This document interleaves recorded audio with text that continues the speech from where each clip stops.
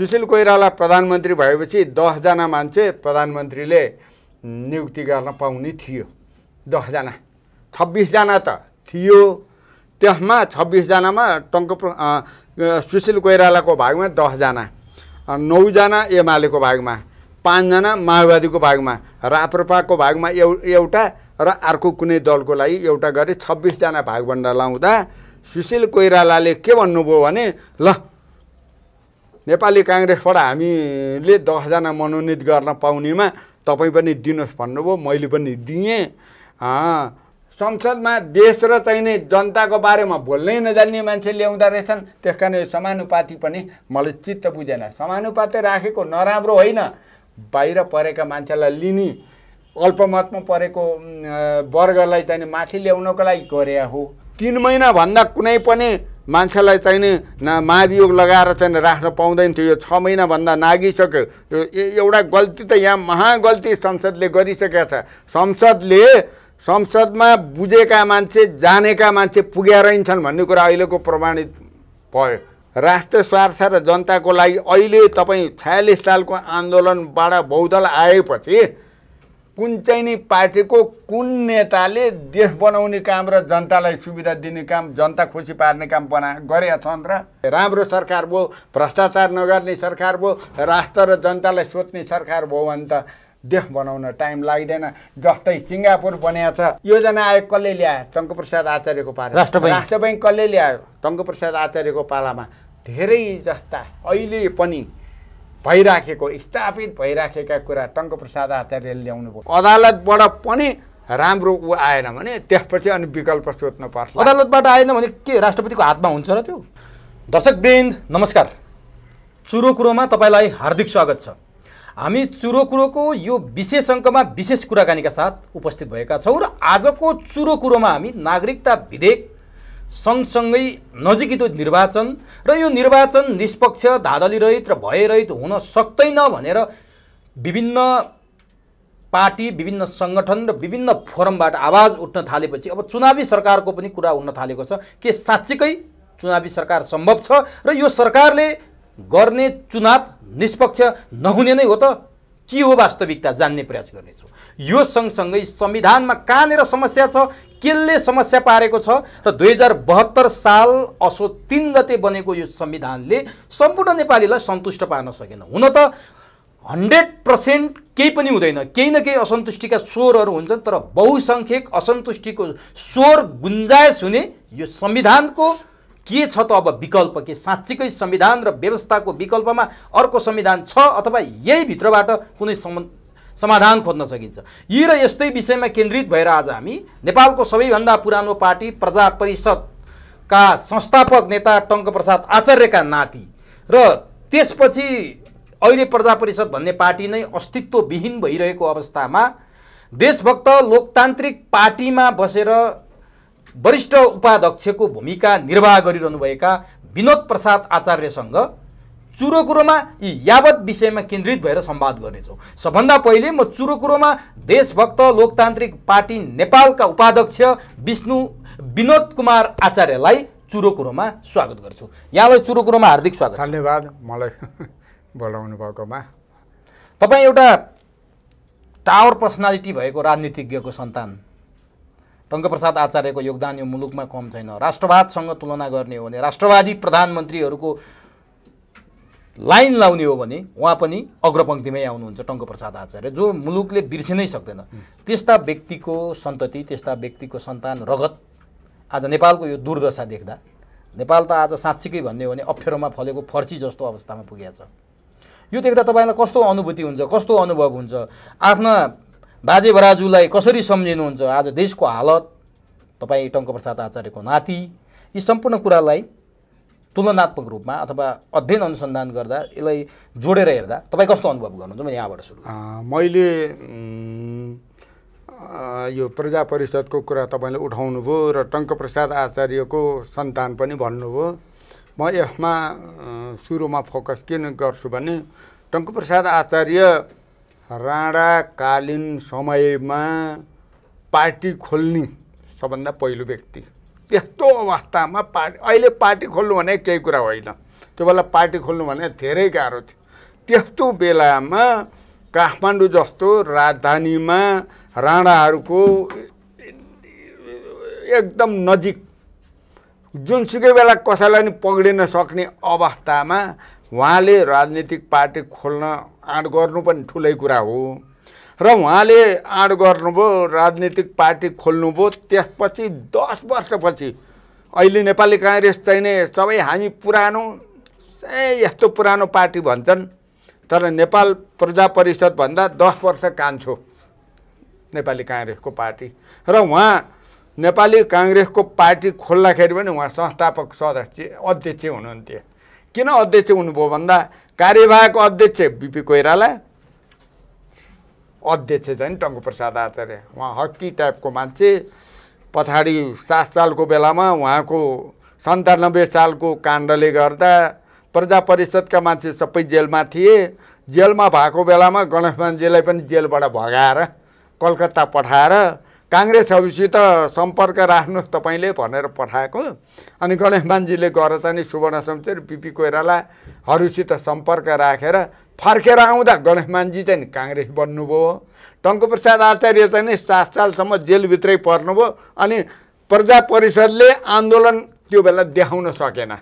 सुरु चाहिँ नि प्रजा परिषदबाट भयो, नेपालमा प्रजातन्त्रको आन्दोलन, तर जस लिने बेला नेपाली काङ्ग्रेसले। भनेपछि एउटा उखान छ नि नेपालमा, काम गर्ने कालु मकै खाने भालु भालु त्यो भएर उहाँ चाहिँ पछाडि पर्नुभयो। र अर्को अलिकति त्यो सन्दर्भ जोडेर म अहिलेको समसामयिक अवस्थामा जान्छु। उहाँले कहिले पनि पदको सौदाबाजी गर्नलाई विदेशीको शरणमा पर्नु भएन। नेपालको लागि, राष्ट्रको लागि, देशका लागि बरु मलाई पद चाहिँदैन, बरु मेरो पार्टी चाहिँ उठ्न पर्दैन भनेर जहिले पनि त्यो एउटा पवित्र विचार बोकेर हिँड्दाखेरि उहाँको पार्टी प्रजा परिषद पनि अहिले अस्तित्वविहीन भयो र उहाँ फेरि प्रधानमन्त्री बन्ने लाइनमा कहिले पनि आउनु भएन। किनभने उहाँले सम्झौता गर्न चाहनु भएन, देशलाई घात हुने काम गर्नु भएन भने यता कता म सुन्छु। त्यो के थियो वास्तविकता? त्यो सत्य हो? त्यो सत्य हो। तपाईँ नाति भएर मात्रै होइन कि एउटा आम नेपाली भएर बोल्दाखेरि? त्यो सत्य हो। उहाँ के भन्नुहुन्थ्यो भने देश सबभन्दा महत्त्वपूर्ण हो, राष्ट्र नरहे कोही पनि रहन सक्दैन। पहिलो देशलाई हेरौँ, दोस्रो जनतालाई हेरौँ, त्यसपछि मात्रै पार्टी र व्यक्तिको कुरा हो। देश र जनता नरहे कुनै कुरा नि बलियो हुन सक्दैन उहाँको विचार। अनि अर्को के थियो भने कसैको बुई चढेर राजनीति गर्नु ठिक होइन। नेपालीले नेपालकै माटो सुहाउँदो नेपालीहरू नै भएर चाहिँ नि राजनीति गर्नुपर्छ। अर्काको सिद्धान्त, अर्काको विचार बोकेर चाहिँ नि यो देश बनाउन सकिन्न भन्नुहुन्थ्यो उहाँले। अब अहिले त यही नै भइरहेको छ। अब तपाईँको हजुरबुवा भनौँ नेपालको एकजना राष्ट्रवादी प्रधानमन्त्रीको यस्तो विचार थियो, आज चाहिँ तपाईँ त्यो कुनै दलमा, कुनै नेतामा त्यो भावनाको केही अंश पाउनुहुन्छ?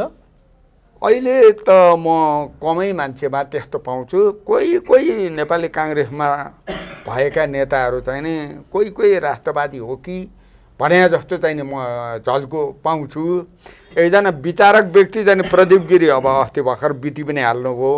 एकजना अहिले पनि राम्रै मान्छे हुनुहुन्छ चन्द्र भण्डारी। उहाँ पनि अलिकति देशलाई माया गर्ने, जनतालाई माया गर्ने नै किसिमको र भएको कुरो यथार्थ भनिहाल्ने खालको हुनुहुन्छ।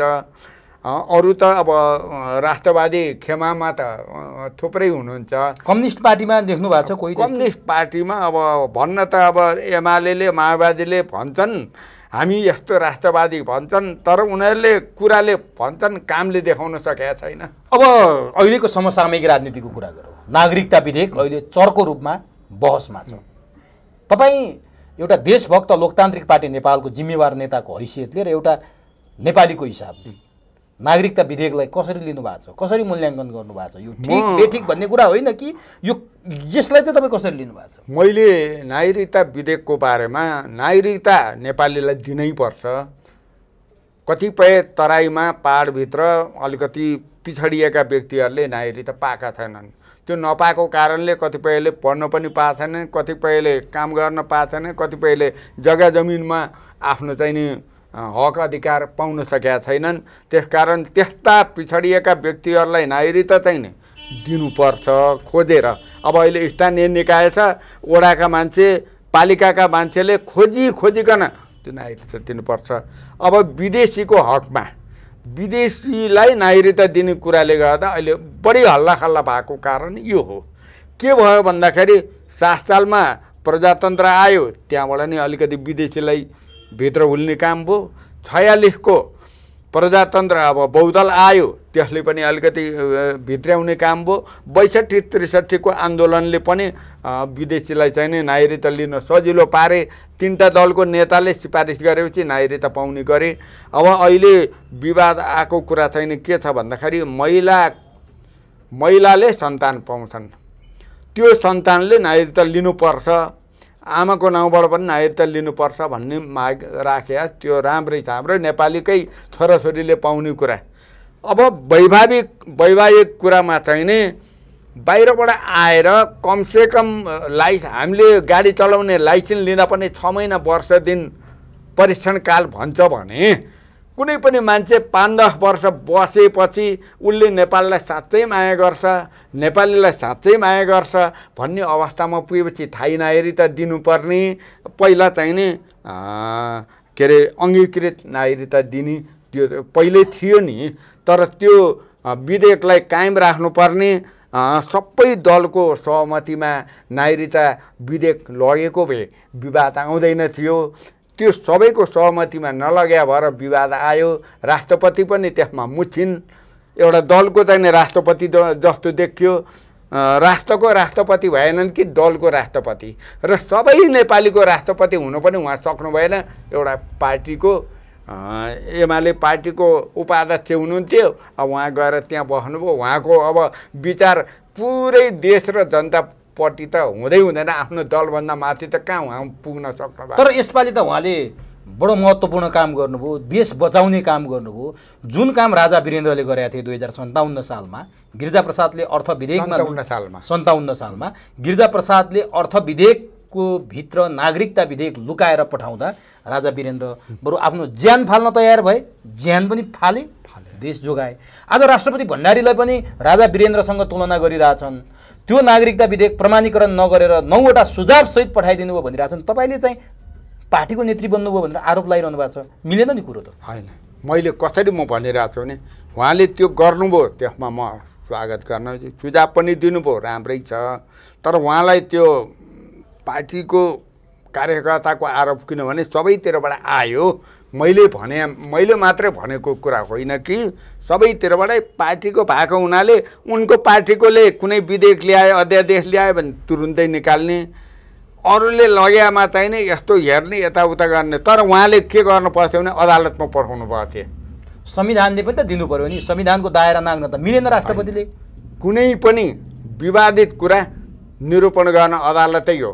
जनताले सुझाव दिएको थिए, जनताको कुरा संसदले मानेन, सरकारले मानेन, अब कहाँ त सुझाव लिने कहाँ त भन्दा अदालतै पठाउनुपर्छ। उहाँले अझै पनि अदालत पठाएर अदालतले त्यसमा नमिलेको कुराहरू सुधार गरेर अनि मात्रै नागरिकता विधेयक दिनु। अदालत नपठाएर कतिपयले के आशंका गरिरहेछन् भने राष्ट्रपति भण्डारीले देश जोगाउनका लागि त्यो नागरिकता विधेयक फेरि प्रमाणीकरणका लागि सरकारले पठाउने तयारी गर्दैछ।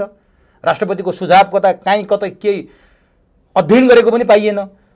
यसलाई प्रमाणीकरण पनि नगरिदिनुस्, फिर्ता पनि नपठाउनुस्। ठिक छ, तपाईँलाई संविधानले दिँदैन अब फिर्ता गर्न, कन्तुरमा हालेर राखिदिनुस्, चुप्प लागेर बस्दिनुस्, बाकसमा बन्द गरेर राखिदिनुस्, दराजमा राखिदिनुस् भनिरहेछन्। यो सम्भव छ? तर कुनै पनि कुरा सरकारले अब सरकारले गल्ती गर्यो भनेर राष्ट्रपतिले त्यो कुरा गल्ती गर्न हुँदैन। मेरो चाहिँ विचारमा के भने उहाँले एकचोटि सुझावसहित पठाउनु पो संसदमा, संसदले त्यसमा छलफल गरिदिएन, त्यो 9वटा बुँदा राखिदिए भए राम्रो हुन्थ्यो। अब त्यो राखेन भनेपछि उहाँले के गर्नुपर्छ भन्दा सबैभन्दा राम्रो प्रजातान्त्रिक मूल्य र मान्यतालाई हेर्दा अदालतमा पठाइदिएपछि अदालतमा छलफल हुन्छ। अदालतमा छलफल भएपछि नहुने कुरा राख्दैन, हुने कुरा सुझाव दिन्छ। मलाई चाहिँ त्यो लाग्छ। पहिला राजा वीरेन्द्रले पनि अदालतै पठाउनु भएको थियो, उहाँले पनि अदालतमा पठाउनु भयो भने अन्य विवाद आउँदैन कि भन्ने मेरो आशा। अब के लाग्छ तपाईँलाई? दोस्रो पटक त राष्ट्रपतिले फिर्ता गर्न मिल्दैन, उहाँले त प्रमाणीकरण गर्नुपर्छ। अहिलेको राष्ट्रपतिको हैसियत हेर्दा, राष्ट्रपतिको पदीय जिम्मेवारी हेर्दा उहाँले फिर्ता पठाउने सम्भावना कतिको देख्नुहुन्छ फेरि? र उहाँले प्रमाणीकरण गरेर पठाइदिने पो हो कि अदालत पठाइदिने पो हो कि उहाँले त कति बेला त राजीनामा दिउँ जस्तो लाग्छ भनेर हैरानी परेका कुराहरू पनि गर्नुहुन्छ। तपाईँलाई के लाग्छ, के गर्नु लाग्छ? मेरो विचारमा राजीनामा दिनु डराएको जस्तो हुन्छ। राजीनामा दिनु नै समस्याको समाधान होइन। उहाँले एकचोटि फेरि अदालतमा पठाउने, अदालतबाट पनि राम्रो ऊ आएन भने त्यसपछि अनि विकल्प सोध्न पर्छ। अदालतबाट आएन भने के राष्ट्रपतिको हातमा हुन्छ र? त्यो किन आइहाल्छ? अदालतले सुझाव दिएपछि फेरि प्रमाणितकरण त आखिर राष्ट्रपतिले नगरी त त्यो विधेयक पासै हुँदैन नि। अन्तिम त राष्ट्रपति नै हो नि।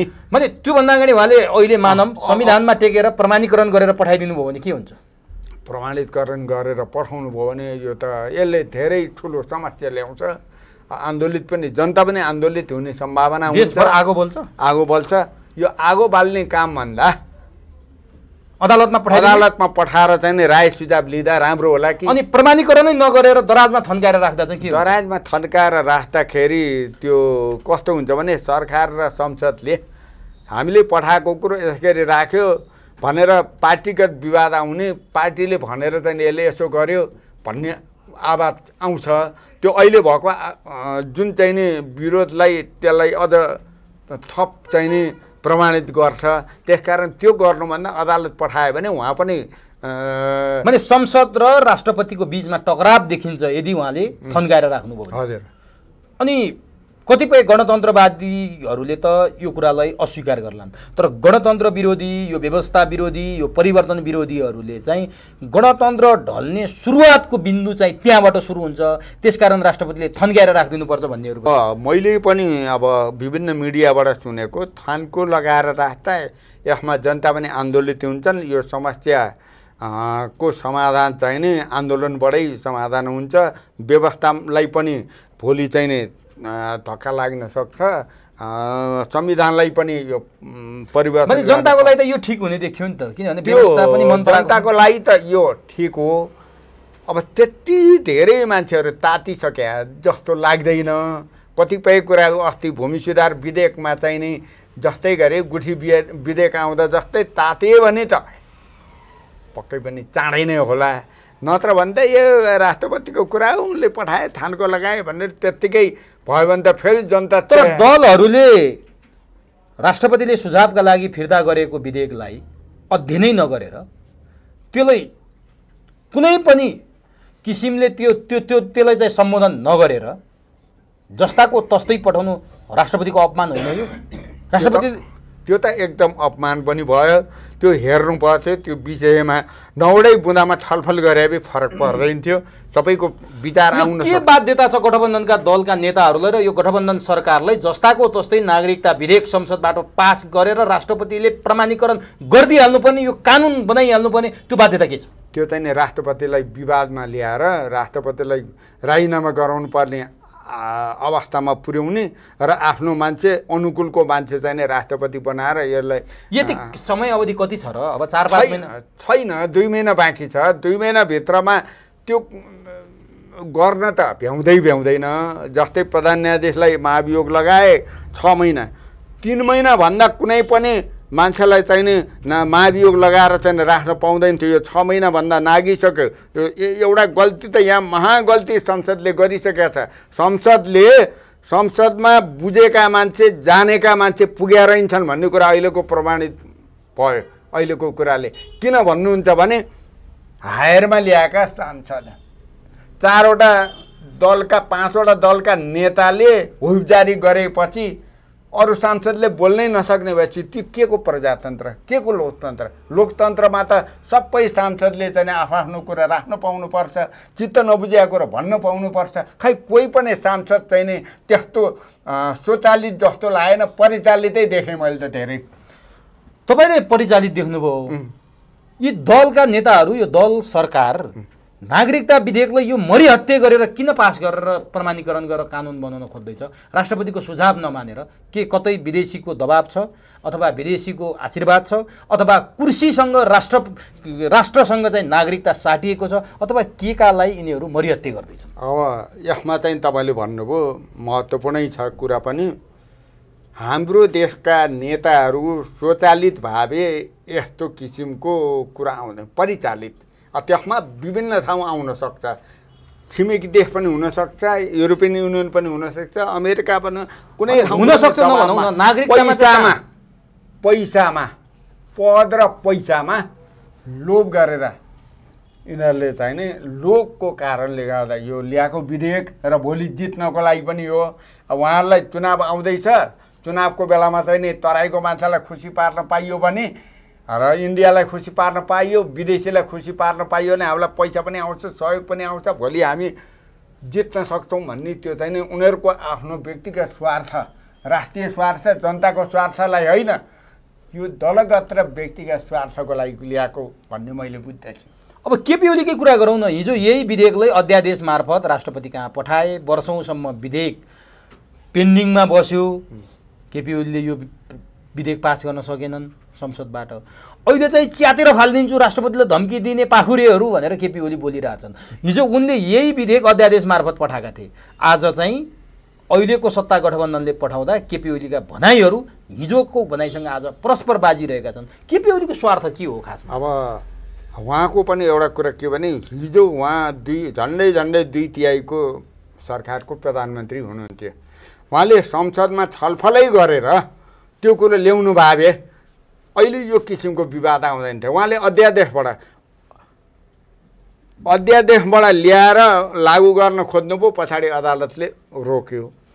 उहाँले पनि त्यो विधेयकलाई संसदबाटै पास गर्ने चाहिँ प्रयास गर्नुभयो भए अहिले यसै गरी विवाद नआउन सक्थ्यो कि जस्तो लाग्छ मलाई। होइन, आफूले गर्दा चाहिँ त्यो राष्ट्रवादी हुने, अर्कोले गर्दा चाहिँ राष्ट्रघाती हुने नेपालको राजनीतिमा किन यस्तो चाहिँ चलन बस्यो? यो चाहिँ नि दलगत स्वार्थ र व्यक्तिगत स्वार्थले नै यस्तो भइरहेको। राष्ट्रिय स्वार्थ हुनुपर्ने, राष्ट्रिय स्वार्थ हुनुपर्छ, जनताको लागि हुनुपर्छ।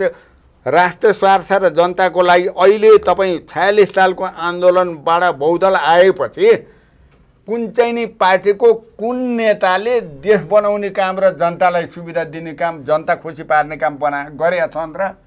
तपाईँले अहिले मलाई सोध्नुभयो, जनता खुसी भएका भए, जनताले सुखी भएको भए यो हाम्रो देशको 60-70 लाख जनता बाहिर जानु पर्थ्यो होला।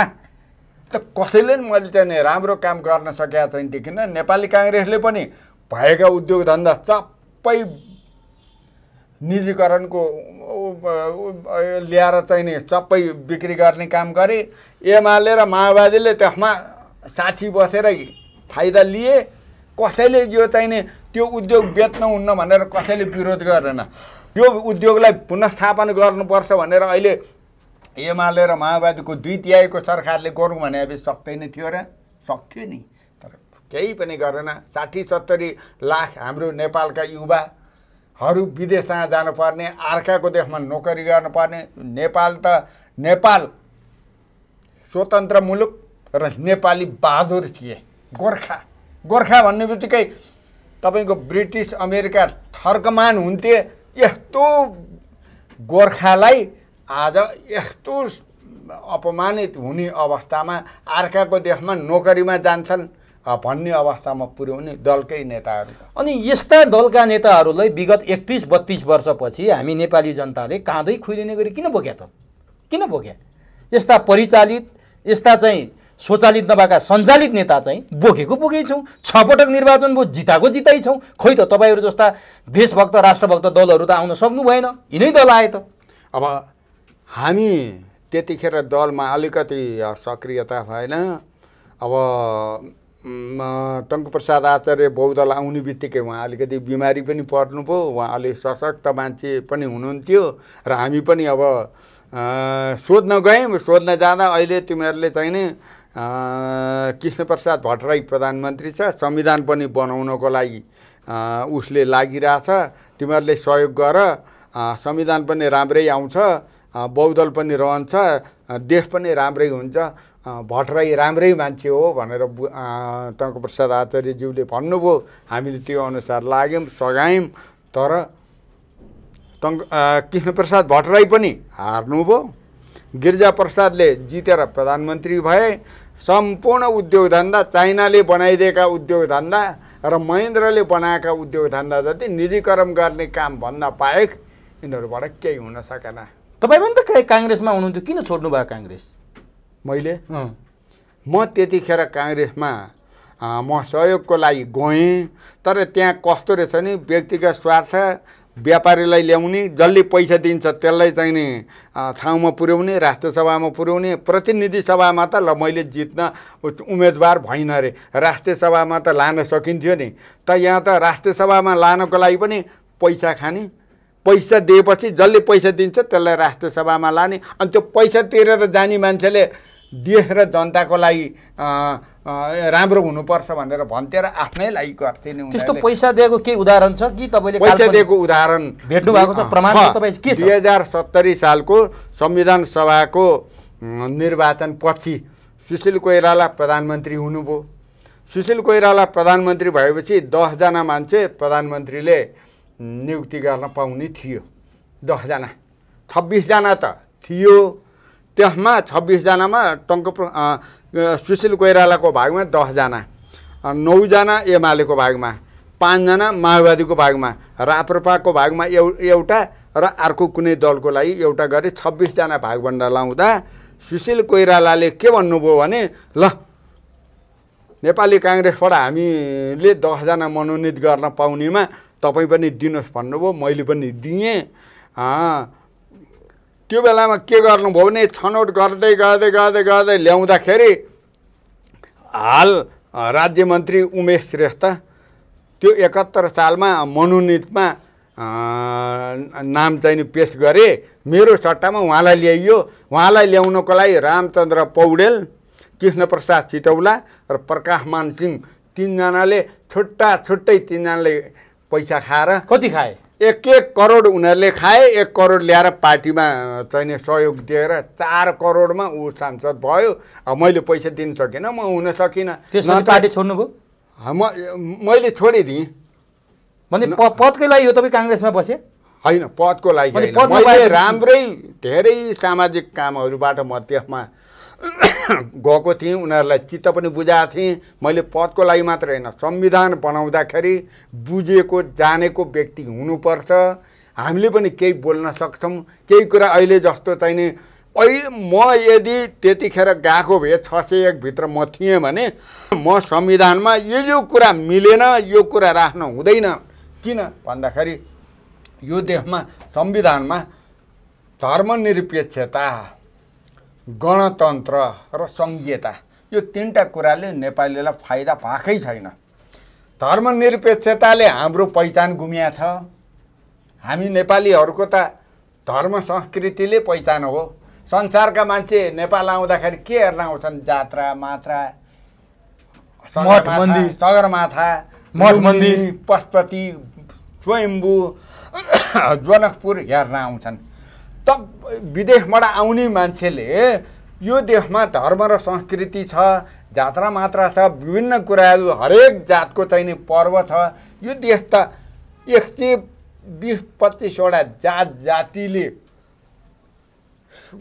चाहिँ नि भरिएको गहना रूपी देश हो यो। सबै जात छ, सबै विचारका मान्छे छन्, सबै चाहिँ संस्कृति छ। यस्तो देशलाई आज धर्मनिरपेक्ष भनेर चाहिँ नि नेपालीको यो पहिचान गुमाउने काम पनि गरे। र अर्को कुरा म भन्छु, विदेशीहरू हाम्रो देशमा हेर्न आउँदा धर्म संस्कृति हेर्न आउँछ। के रहेछ त यहाँको, के रहेछ त पहिचान भनेर हेर्न आउँदा के त अहिले पेरिस डाँडा सानेपाको काङ्ग्रेसको पार्टी कार्यालय, रतन च्यासलको एमाले कार्यालय हेरेर आर्थिक फाइदा हुन्छ कि सगरमाथा, लुम्बिनी, पशुपति, स्वयम्भू, जनकपुर हेरेर पैसा हुन्छ? पैसा आउने काम त नि उहाँहरू आफै बन्द गर्नुहुन्छ। अहिले देश आर्थिक टाट उल्ट्यो भन्नुहुन्छ, वैदेशिक मुद्रा घट्यो भन्नुहुन्छ, देशमा उत्पादन गरेर चाहिँ निर्यात गर्ने कुरो केही पनि छैन, आयात गर्नुभन्दा बाहेक केही छँदै छैन। विदेशी डलर कमाउने केले त भन्दाखेरि हामीले यही धार्मिक संस्कृतिबाट विदेशीलाई चाहिँ नि नेपालमा भित्र्याएर विदेशी मुद्रा कमाउनु पर्ने, जस्तो श्रीलङ्काले कमाइराखेको थियो पहिला, अहिले कोरोनाको कारण। भनेपछि संविधानमा संघीयता, धर्मनिरपेक्षता र गणतन्त्र नै खोट हो, अरू ठिक छ संविधान? संविधानमा समस्या के हो? समाधान छ। धर्मनिरपेक्षले हाम्रो देशको पहिचान गुम्यो, गणतन्त्रले राष्ट्रिय एकतामा धक्का लाग्यो। किनभने मर्यादित राष्ट्र संस्था हुँदाखेरि हाम्रो देशको इज्जत यति थियो कि आज राष्ट्रपति संस्था त छ, तर कुनै पनि देशको राष्ट्रपतिहरूले, राजाहरूले, सम्राटहरूले, महारानीहरूले यो देशलाई चाहिँ नि त्यो पहिला राजा भएको जस्तो चाहिँ नि इज्जत र मर्यादा दिन सकेका छैन। राष्ट्रपति हुनु र राजा हुनुमा धेरै फरक। त्यसकारण मर्यादित राष्ट्र संस्था हुनुपर्छ।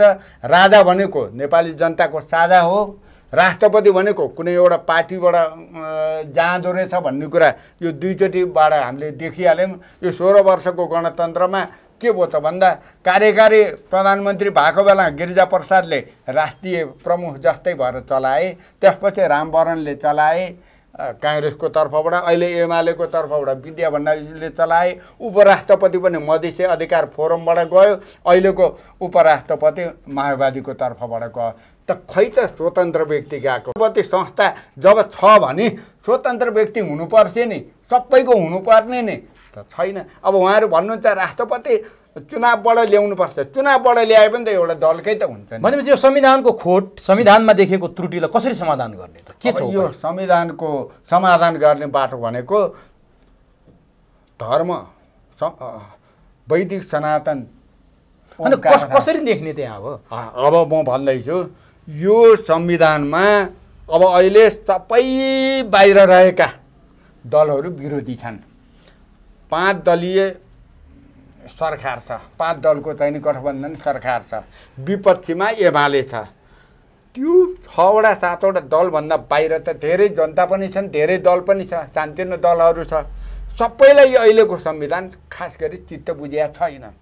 संविधानमा चित्त नबुझिया कुरो के भन्दाखेरि धर्मनिरपेक्षता, गणतन्त्र, सङ्घीयता र समावेशिता।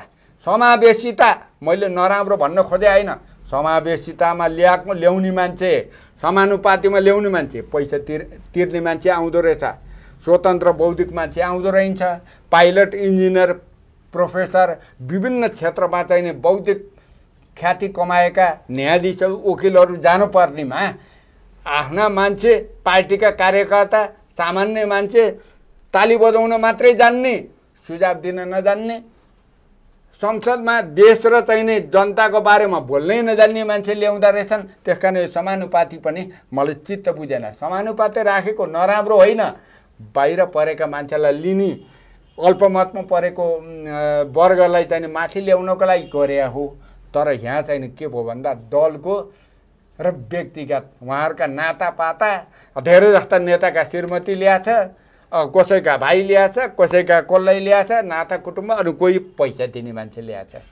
पैसा दिने मान्छे तपाईँहरूले संविधान सभामा पैसा दिने मान्छे एकचोटि विनोद चौधरी ल्याए, उमेश श्रेष्ठ ल्याए, अहिले माननीयमा काङ्ग्रेसले फेरि उमेशलाई पनि लियो, मन्त्री बनाएका छन्। विनोद चौधरी आछन्, कति व्यापारी गोल्छा यता उता छन्। त खै त स्वतन्त्र बौद्धिक मान्छे कहाँ भए त अहिले? अनि तपाईँले भने ठिक छ, संविधानमा कसरी यो कुरालाई हटाएर चाहिँ तपाईँले भने जस्ता कुराहरूलाई त्यहाँ इन्डोर्स गर्ने त? अब त्यो ल्याउनको लागि चाहिँ नि एउटै उपाय के छ भन्दा संविधान, अहिले भएको संविधानलाई संविधान परिमार्जन सभा गठन गरौँ। यो तपाईँको पार्टीको पनि माग यही हो? हाम्रो पार्टीको माग, देशभक्त लोकतान्त्रिक पार्टी नेपालको। यो देशमा समाधानको बाटो यही हो, झगडा नगरिकन समाधान गर्ने बाटो। 72 को खारेज गरे, 72 वाला झगडा गर्छन्।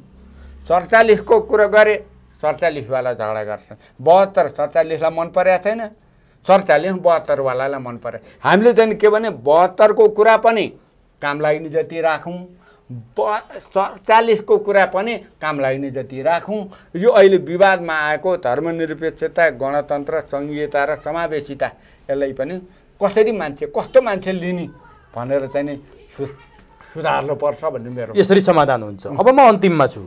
अब त्यसमा पनि अझै एउटा कुरा के छ भने मैले सानातिना दल, जति पनि दर्ता भएका दलका प्रतिनिधि, अहिले सत्तामा भएका राष्ट्रिय पार्टी भन्छन् नि 6वटा दलका प्रतिनिधि सबै बसेर राजनीतिक सहमतिको आधारमा अहिलेको संविधानमा नमिलेका कुराहरू मिलाउनुपर्छ भन्ने मेरो पनि। अब यो चाहिँ तपाईँको संविधानप्रतिको कुरा भयो। अब म अन्तिममा छु, चुनाव नजिकै छ, प्रदेश र सङ्घको चुनाव मङ्सिर 4 मा तोकिएको छ। तपाईँको पार्टीले चुनावमा भाग लिन्छ? पार्टीले चुनावमा भाग लिनको लागि निर्वाचन आयोगमा हामीले निवेदन दिइसकेका छौँ है, भाग लिन्छौँ भनेर दिएका छौँ। मेरो चाहिँ नि विचारमा यो अब अहिले 5 दलीय गठबन्धन सरकारले के गर्दैछ भन्दाखेरि आफ्नो दलको मान्छे यति जित्ने भनेर किटानी साथ उनीहरूले आफ्नो 5 वटा दललाई चाहिँ भाग लगाएको छ। 5 वटा दललाई चाहिँ सांसद यति भनेर भाग लगाएपछि यो सरकारले गरेको चुनाव धाँधली रहित हुन्छ, स्वतन्त्र हुन्छ, निष्पक्ष हुन्छ भनेर म चाहिँ विश्वास गर्दिनँ। एमाले त विपक्षी दलमै छ, अरू पनि भएका पार्टीका मान्छेले पनि कुरा उठाउनुपर्छ। यो राष्ट्रिय सरकार बनाउनुपर्छ, चुनावी सरकार छुट्टै हुनुपर्छ। चुनावमा नलड्ने मान्छे चुनावी सरकारको प्रधानमन्त्री। भने देउबाले गराएको चुनाव निष्पक्ष हुन्छ भन्नेमा हुँदैन कुनै हालतमा। देउबा प्लस अहिले 5 दलीय। अनि तपाईँले भने जस्तो त्यो चुनावी सरकार, निष्पक्ष सरकार बनाउने स्वतन्त्र व्यक्ति को ल्याएर बनाइदिने त? नेपालमा त राजनीतिभन्दा बाहिर कोही पनि छैन। अनि कसले तपाईँको माग समाधान गरिदिन्छ र तपाईँले खोजे जस्तो यसले गराएपछि भाग लिन्छु भन्ने प्रधानमन्त्री को आउँछ त? 2070 सालमा दलको मान्छेले